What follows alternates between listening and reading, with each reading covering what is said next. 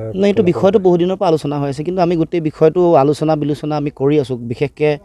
যোৱা কিছুদিনৰ আগত অজিত ভূঞা ডাঙৰীয়া নেতৃত্বত আলোচনা হৈছিল তাতো আমি কথাটো আলোচনা কৰিছোঁ তেখেতসকলৰ অজিত ভূঞা ডাঙৰীয়াৰ যিটো মূল বিষয় যে আমি আঞ্চলিক দলসমূহ একেখন মঞ্চৰ অধীনলৈ আহিব লাগে কাৰণ এতিয়া বাকী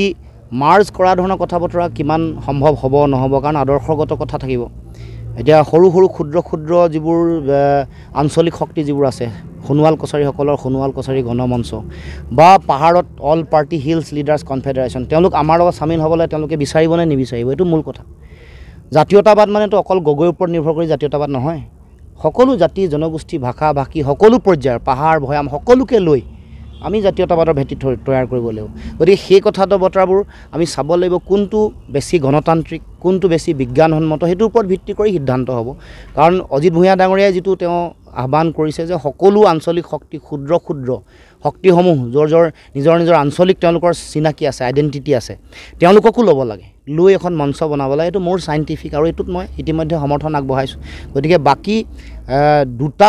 দলকেন্দ্ৰিক গোটেই কথাটো নহয় আমি সকলো অসমৰ সমগ্ৰ অসমৰ পাহাৰ ভৈয়াম উজনি নামনি সকলো খিলঞ্জীয়া জাতি জনগোষ্ঠীক এক কৰি কেনেকৈ জাতীয়তাবাদৰ মঞ্চলৈ আনিব পাৰোঁ এইটো হৈ গ'ল সময়ৰ আহ্বান এইটো হৈ গ'ল মূল বিষয় তাৰ কাৰণে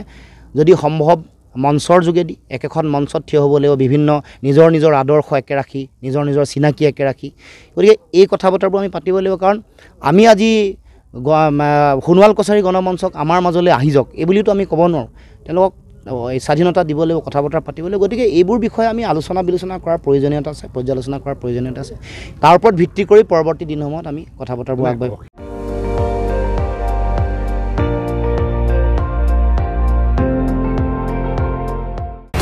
আপুনি চাই আছে ND24 সৰ্বশ্ৰেষ্ঠ নহয় সৰ্বোত্তমৰ দৌৰ